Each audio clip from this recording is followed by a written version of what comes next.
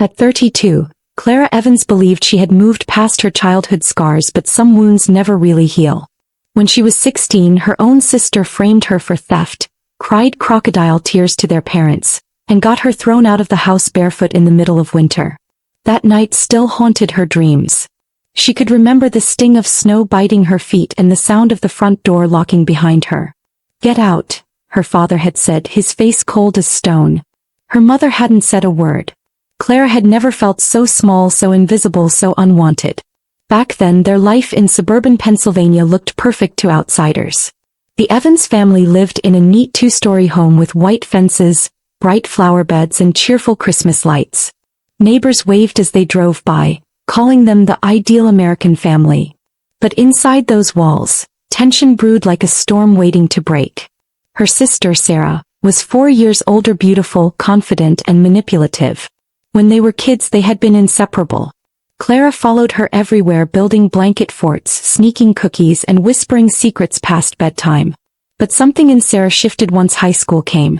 It started with small changes: a cold glance here, a sarcastic comment there. When Clara won a local art competition, Sarah stopped speaking to her for days. "You only won because the judges felt sorry for you," she'd said once, rolling her eyes. Their parents never noticed the jealousy that simmered beneath Sarah's perfect smile. Their father, an accountant, worked late most nights, and their mother, a busy realtor, was always chasing clients and closing deals. So when arguments started, Sarah's tears were all it took to make Clara the villain. Every time. Every single time. There was one night that Clara could never forget. Her grandmother, Evelyn, had given her a silver bracelet for her 13th birthday, a charm bracelet engraved with the words, "Stay true." Weeks later, it vanished. Clara searched every corner of her room until she spotted Sarah wearing it. "That's mine," she cried. Sarah gasped dramatically. "You're accusing me? Seriously, Clara? Are you that jealous of my new earrings?" Their parents rushed in before Clara could explain. Her mother pulled Sarah close while her father gave Clara a long, disappointed stare. "Enough with the lies," he said. Clara learned that night how powerful her sister's tears could be. Years passed, but the pattern never changed. Sarah took what she wanted and blamed Clara for whatever went wrong. Broken vase. Clara's fault. Missing money? Clara again. By 16, Clara had stopped trying to defend herself. Her only escape was her passion for photography. Grandma Evelyn had given her an old Canon camera, and through the lens Clara found peace. She spent hours taking photos of sunsets, dew on petals, and her grandmother's soft smile. It was the one place where truth couldn't be twisted. What she saw was what was real. And that, she thought, might be her only way out. By junior year, Clara's photos were getting noticed. Mrs. Lane, her photography teacher, pulled her aside after class.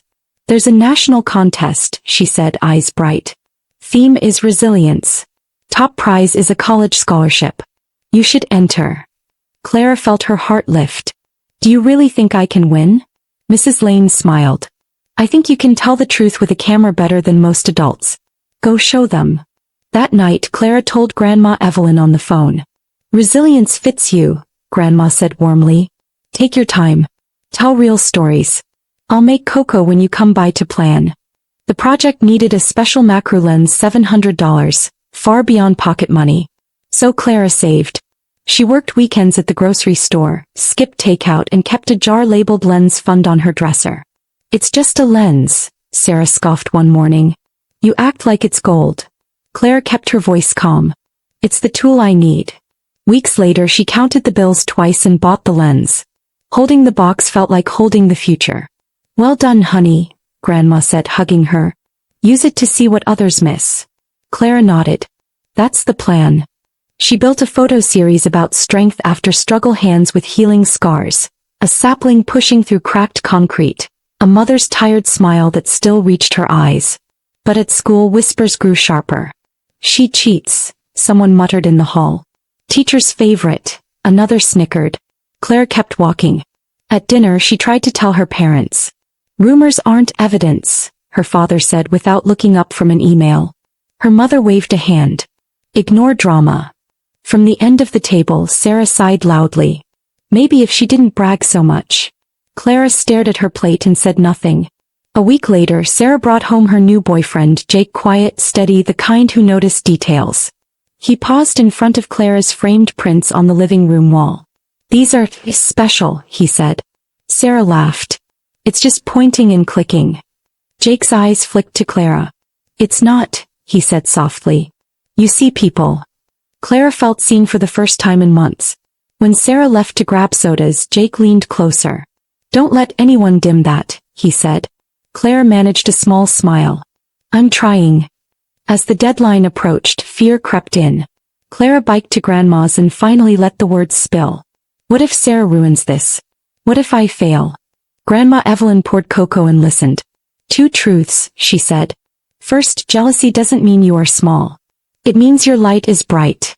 Second, protect what matters." She tapped the camera bag. "Double backups. Careful steps." Clara nodded. "I'll guard everything." Grandma squeezed her hand. "And I will pray plus make apple pie. Both help." 3 days before the deadline, Clara opened her bag and froze. The macro lens case was empty. "No, no, no," she whispered, tearing through drawers, shelves, even the laundry basket. Nothing. She checked the tin where she kept her backup memory card. Gone. Her throat tightened. From the couch, Sarah called, "Lose something? Have you seen my lens?" Clara asked, trying to keep steady. "Why would I touch your stuff?" Sarah replied, eyes on her phone. Panic beat in Clara's ears. He called Mia, her best friend. "Please pick up." Mia answered on the second ring. "Breathe," she said. "My cousin's a wedding photographer. He'll lend you a macro lens." By noon he had driven it over. "It's not the exact model," he warned, "but close." "Thank you," Clara said, gripping the strap like a lifeline. She shot for 12 hours straight, then edited until dawn, hands shaking, eyes burning, heart stubborn. On the final morning she exported files, checked them twice, and hit submit with 3 hours to spare. She slumped back, whispering, "I did it." Clara stepped into the house, ready to sleep at last, and walked into a storm. Sarah was sobbing on the couch. Their mother rubbed her shoulders. Their father's jaw was tight. "Where have you been?" he demanded. "We've called for hours." Clara opened her mouth, but Sarah spoke first. "My $2,000 spring break savings," she choked out. "It's gone. I kept it in labeled envelopes in my desk." And she lifted several empty envelopes. "I found these in Clara's camera bag." Clara stared. "Those aren't mine. Someone planted them." Her father's voice turned cold. "We're searching your room." Drawers slammed. Hangers scraped. At the closet, Clara's mother reached into a winter boot and pulled out the missing macro lens. "Here," she whispered, hurt in her eyes. Clara shook her head. "It wasn't there. I tore this room apart." Her father held up a printout. "A bank statement with your name. A deposit of $2,000. "That isn't my account," Clara said, voice breaking. "It's fake." Sarah sniffed. Why would she lie? Clara felt the ground tilt. "Because she wants me to miss the scholarship." Silence hardened around them like ice. Her father stepped aside from the doorway. His voice was flat. "Pack a small bag. You're leaving." Clara blinked. "It's February. It's snowing." Her mother looked away. "Please don't make this harder." "I didn't steal," Clara whispered. "Call Grandma." "She'll know," her father cut in. 15 minutes. Clara stuffed clothes and her toothbrush into her backpack, grabbed her camera and crept downstairs. "Shoes?" she asked, barely above a breath. The front door opened. Winter air knifed through her sweater. "Go," her father said. The lock clicked behind her. Snow burned her bare feet as she stepped off the porch, each step a white-hot truth. The people who should have believed her didn't. Snowflakes stung Clara's face as she stumbled down the street, clutching her backpack to her chest. Each step left faint, bare footprints that quickly filled with white. "They'll realize," she whispered to herself. "They'll see it's all a lie." But no one came running after her. The cold bit into her skin, numbing her toes, her legs, her heart. Lights blurred through tears as she made her way toward her best friend's house, 1.5 miles away. The winter wind howled like it was trying to erase her from the world. By the time she reached Mia's porch, her legs barely moved. She rang the bell and slumped against the doorframe. Mia's mother gasped when she opened the door. "Good heavens, Clara. Where are your shoes? She wrapped her in a blanket and shouted, Tom, get the tub ready. Within minutes, Clara's feet were soaking in lukewarm water, the pain making her cry out. It's okay, honey, Mia whispered, holding her hand. You're safe now. When the shaking stopped, she told them everything, the lies, the lens, the fake bank statement. Mia's father's jaw tightened. They threw you out barefoot? In February? That's not discipline, that's abuse. Clara begged them not to call the police. Please, it'll make it worse. Mr. Davis sighed. You're minor, Claire. What they did isn't right.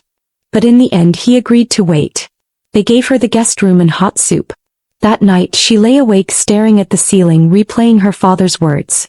Get out. The next morning she tried calling home. No answer. She sent messages, emails, nothing. It was as if she had been erased. Her heart sank further when she heard from classmates that Sarah was telling everyone she'd stolen the money and run away. A week passed before Clara returned to school. Whispers followed her down every hallway.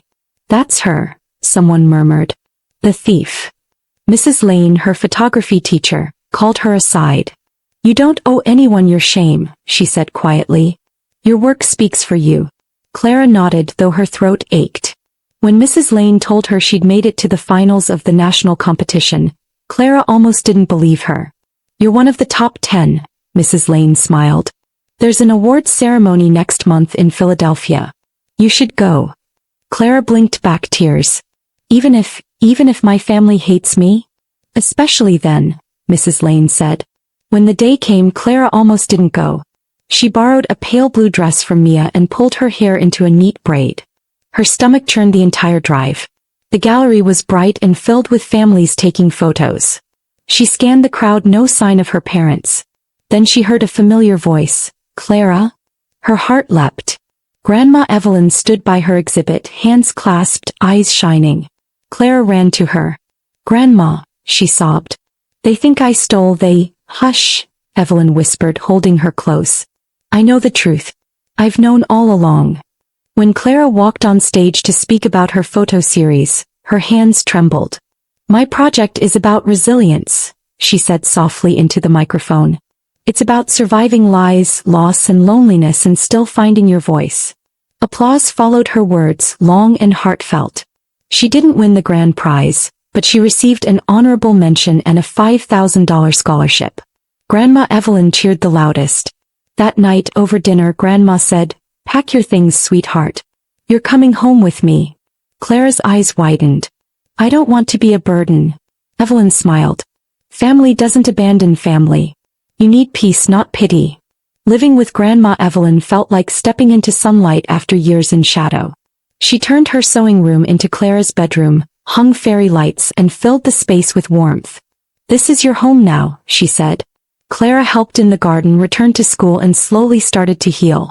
The nightmares came less often. For the first time in months she laughed again. But peace didn't last long. One Sunday Evelyn called from downstairs, Clara, we have guests. Clara froze when she heard familiar voices, her parents. Her pulse quickened. She stayed upstairs, unwilling to face them.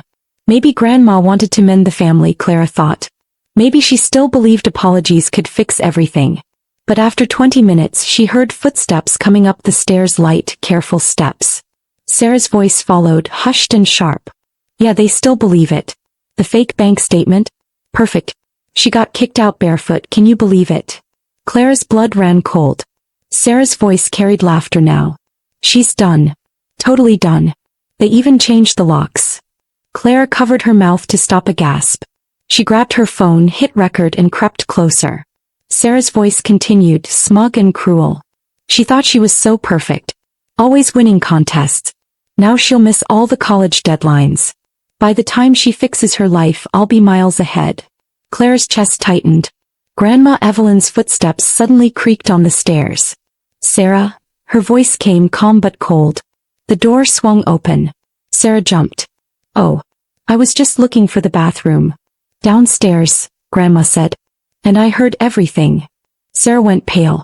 You don't understand. I understand enough, Grandma cut in. You framed your sister, lied to your parents, and nearly destroyed her life. It was a joke, Sarah stammered. You call freezing your sister in the snow a joke? Evelyn's voice shook with fury. You will go downstairs and tell your parents the truth. Every word. Or I'll play this recording for them myself. Sarah's eyes darted toward Clara, then the phone still recording in Grandma's hand. Her lips trembled. They'll never believe you. Evelyn arched a brow. Oh, they will. They descended the stairs together, Grandma leading, Sarah trembling, Clara following behind. Her parents looked up, confused. What's happening? Her father asked. Grandma motioned to Sarah. Go on. The room went silent except for the ticking clock. Finally, Sarah whispered, It was me. I took the lens. I made the fake statement. I hid everything. Her mother's hand covered her mouth. Sarah, please tell me you're lying. There was no money, Sarah continued, voice cracking. I made it all up. I couldn't stand her getting everything. Their father stood still, face unreadable, eyes fixed on Sarah. You mean to tell me, he said slowly, we threw Clara out into the snow for something you fabricated? Sarah's sobs came fast now. I didn't think you'd go that far. He turned toward Clara, grief, guilt, and horror mixing in his eyes. We failed you, he said quietly. Her mother cried openly. We're so sorry. We were blind. Clara couldn't speak. She just stood there, shaking, caught between pain and relief. Grandma Evelyn placed a hand on her shoulder. Truth always finds its way home, my dear, she whispered. The following days were a blur of apologies and attempts to make amends. Her parents wanted her to move back immediately, but Grandma refused. Not until she feels safe, she said. She's rebuilding. You don't get to rush forgiveness. Clara stayed with her grandmother, finishing her junior year. Her parents visited weekly, bringing home-cooked meals and small gifts, trying to close the distance.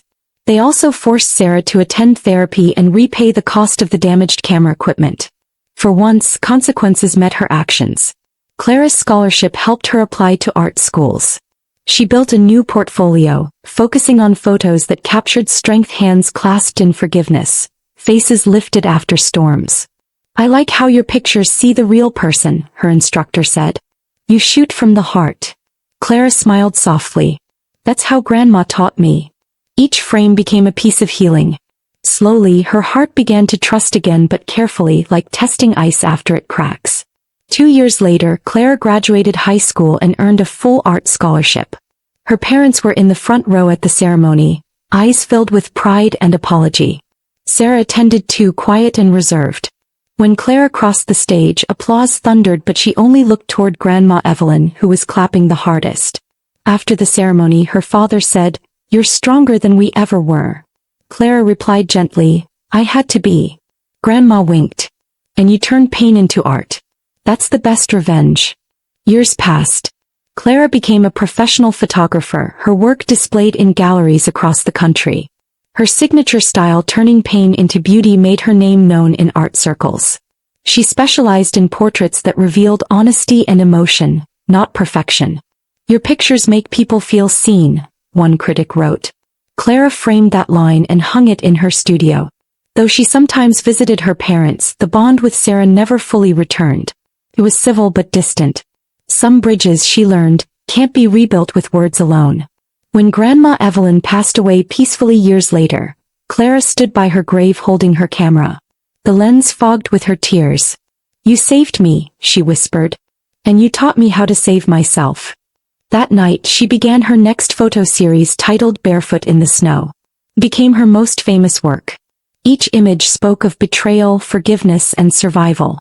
And in every frame a quiet truth glowed through. Moral lesson. Betrayal can break your heart, but it can also reveal your strength.